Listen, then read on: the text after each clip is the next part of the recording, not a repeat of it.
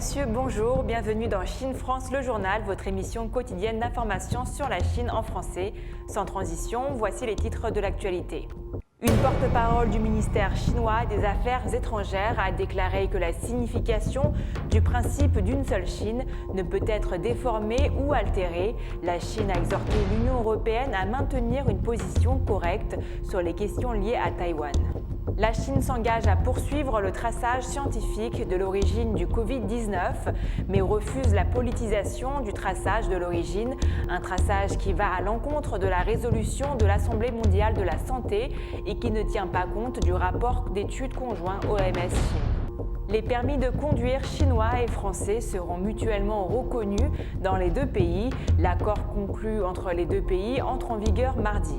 En quelques jours, les autorités chinoises ont réalisé une vague d'arrestations dans tout le pays. La semaine dernière, Mao Taotao, directeur du marketing et des relations publiques chez Weibo, a été arrêté pour corruption. Vendredi, la Chine a réitéré la signification du principe d'une seule Chine. La porte-parole du ministère chinois des Affaires étrangères a déclaré que le principe d'une seule Chine ne peut être déformé ou altéré. Hua Chunying, une porte-parole du ministère chinois des Affaires étrangères, a souligné vendredi que le principe d'une seule Chine a une signification claire et sans ambiguïté qui ne peut être déformé ou altéré.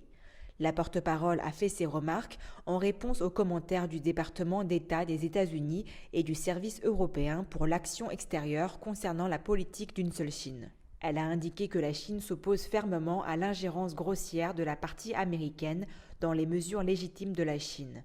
Hua Chunying a souligné qu'il n'y a qu'une seule Chine dans le monde et Taïwan est une partie inaliénable du territoire chinois, en réitérant que la République populaire de Chine était le seul gouvernement légal représentant l'ensemble de la Chine. Elle a déclaré que la Chine exhortait l'Union européenne à maintenir une position correcte sur les questions liées à Taïwan et à s'abstenir d'envoyer des signaux erronés sur les questions concernant les intérêts fondamentaux de la Chine et de créer de nouveaux problèmes pour les relations sino-européennes. Une autre déclaration de la Chine porte quant à elle sur l'origine du Covid-19.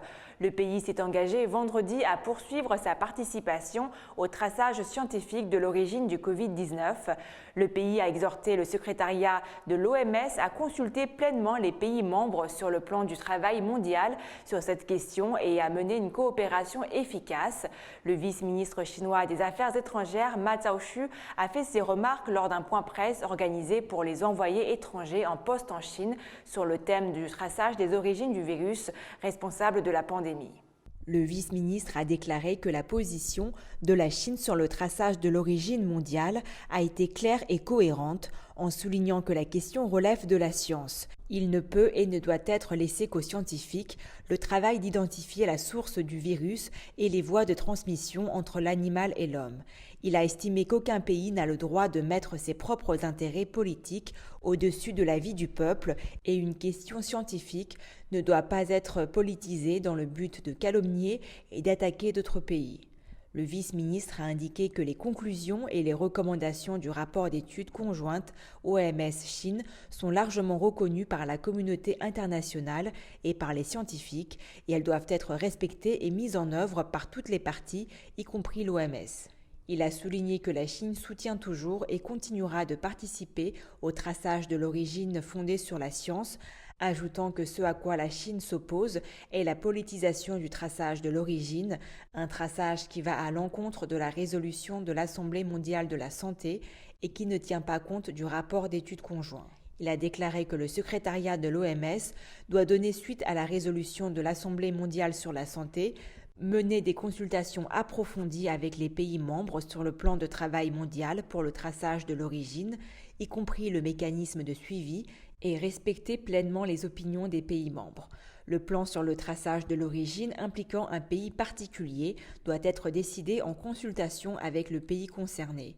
Notant que la Chine attache une grande importance à l'étude mondiale sur la détermination de l'origine, il a déclaré que le pays coopère activement avec l'OMS sur le traçage de l'origine depuis les premiers jours de l'épidémie, ajoutant que la Chine a publié le séquençage du génome du nouveau coronavirus dès que l'occasion s'est présentée et qu'elle a invité à 2 reprises des experts de l'OMS pour des activités de détermination de l'origine. Les forces terrestres de l'Armée populaire de libération de la Chine organiseront et participeront à 3 compétitions dans le cadre des Jeux internationaux des armées 2021. Et les participants militaires en provenance de 6 autres pays, dont la Russie, la Biélorussie et l'Égypte, participeront au concours portant sur les véhicules de combat d'infanterie, les missiles antiaériens portables, ainsi que la reconnaissance biologique et chimique.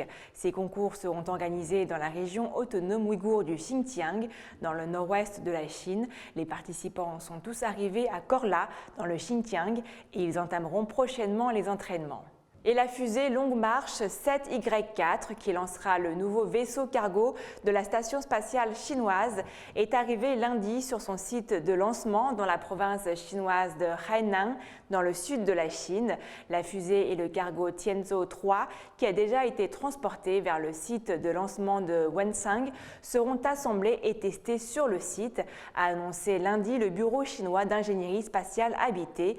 Le vaisseau spatial habité et la fusée porteuse de la mission spatiale habitée Shenzhou 13 sont également en cours de préparation comme prévu au centre de lancement des satellites de Jiuquan dans le nord-ouest de la Chine.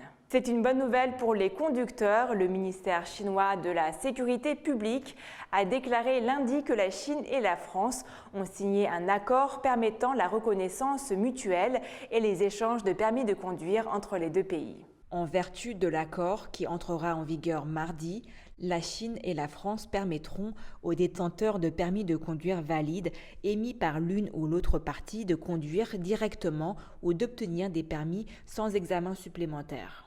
Pour être plus précis, les personnes qui séjournent dans l'un des deux pays pendant moins d'1 an verront leur permis de conduire reconnu dans le pays de destination et les personnes qui restent plus d'1 an pourront échanger leur permis de conduire original en un permis local. Le traitement réciproque sera appliqué également aux étudiants des deux pays. L'accord a été signé pour faciliter les voyages routiers des personnes dans les deux pays et encourager davantage la coopération commerciale et les échanges interpersonnels bilatéraux, a indiqué le ministère. La Chine possède une reconnaissance mutuelle des permis de conduire avec les Émirats arabes unis et la Belgique et elle a conclu un accord similaire avec la Serbie. Plusieurs employés de Tencent, Alibaba ou encore Baidu sont accusés de tremper dans des affaires de corruption. Dans le courant de la semaine dernière, Mao Taotao, directeur du marketing et des relations publiques chez Weibo, a été arrêté pour corruption par les autorités chinoises. Selon le gouvernement, il aurait accepté des pots de vin. Selon les informations relayées par Reuters et le South China Morning Post, les autorités chinoises ont arrêté un haut responsable de Weibo, le directeur du marketing et des relations publiques, pour corruption. Mao Taotao est soupçonné d'avoir gravement porté atteinte aux intérêts de l'entreprise, selon une note envoyée au personnel de l'entreprise et publiée dans les médias locaux. Une source interne de l'entreprise a confirmé l'exactitude de ces informations. La note interne envoyée aux employés de l'entreprise précise ceci. Conformément à la politique de l'entreprise et à la loi, nous avons décidé de licencier Mao à titre de sanction et nous ne le réembaucherons pas. Mao Taotao avait rejoint Weibo en 2010 et a rapidement gravi les échelons au sein du département marketing et relations publiques. Reuters précise que de nombreux employés faisant partie des plus grandes entreprises technologiques chinoises, dont Tencent, Alibaba et Baidu, seraient également impliqués dans plusieurs affaires de corruption. La région autonome du Tibet, dans le sud-ouest de la Chine, a réalisé des progrès historiques en matière d'urbanisation au cours des 7 dernières décennies et les habitants de la région ont bénéficié d'infrastructures fortement améliorées. C'est ce qu'a annoncé le 12 août le département régional du logement et du développement urbain rural. Avant la libération pacifique de la région en 1951, Lhasa, la capitale régionale, était la seule ville semi-urbanisée avec une superficie urbaine totale de moins de 10 km² et une population de plus de 10 000 habitants, a indiqué Tian Yuexia, directrice adjointe du département lors d'une conférence de presse jeudi. Après 1951, le gouvernement a fait de grands efforts dans la construction de routes urbaines, de logements, d'électricité et d'autres infrastructures. Depuis lors, grâce à l'attention particulière et au soutien financier important offert par le gouvernement central et les provinces, l'urbanisation au Tibet a fait un bond en avant, Après la mise en œuvre de la politique de réforme et d'ouverture du pays en 1978, en particulier depuis que le gouvernement central a mis en œuvre une aide au Tibet, la construction urbaine de la région a connu un développement rapide et les routes urbaines, le système de drainage et les équipements publics de la région ont été continuellement améliorés et modernisés. Des changements plus importants ont eu lieu, en particulier après le 18e Congrès national du Parti communiste chinois en 2012. Le rythme de la construction urbaine dans la région s'est accéléré et un système de transport complet entre les villes a été formé. D'après les statistiques officielles, à la fin de 2020, le nombre de villes de niveau préfectoral dans la région atteignait 6, le nombre total de villes urbaines de la région atteignait 146 et la zone urbaine bâtie atteignait 326 km². La population permanente des zones urbaines a quant à elle atteint plus de 1,3 million en 2020, représentant près d'un tiers de la population de la région, avec un taux d'urbanisation supérieur à 35%. Enfin, les 14 comtés de la région avaient entièrement mis en place une couverture de chauffage centrale en 2020. À Pékin, des archéologues ont découvert une base de construction en terre battue vieille de 3000 ans. Selon les historiens locaux, il pourrait s'agir de la capitale du royaume des Han pendant la dynastie Zhou qui a régné de 1046 à 771 avant Jésus-Christ. Les recherches sur ce site ont commencé en 2019. Depuis, des centaines de vestiges ont été retrouvés. Des archéologues chinois ont découvert une base de construction en terre battue, dotée d'une structure et de couches bien définies sur un site archéologique dans le sud-ouest de Beijing. Selon l'administration du patrimoine culturel de la ville, la zone découverte dans le bourg de Liulihe de l'arrondissement de Fengshan mesure environ 700 mètres carrés, a indiqué Wang Jing, responsable de l'administration municipale du patrimoine culturel de Beijing. La partie la plus épaisse de la construction en terre battue mesure 1,62 mètres et plus de 4 couches de la construction portent des traces d'activité humaine de réparation. Les fouilles revêtent une grande valeur pour l'étude de l'architecture ancienne, des structures de construction et de l'histoire de la région. L'emplacement des ruines de Liulihe, considéré comme la capitale du royaume de Han pendant la dynastie Zhou de l'Ouest, de 1046 à 771 avant Jésus-Christ. Le site contient des remparts en terre battue, des vestiges et des zones de sépulture. Une histoire de plus de 3000 ans fait du site la plus ancienne source traçable de civilisation urbaine à Beijing.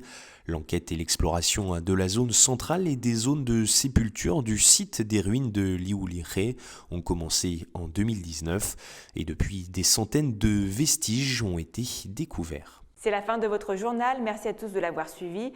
Et pour vous abonner à la chaîne YouTube de Mandarin TV, rien de plus simple.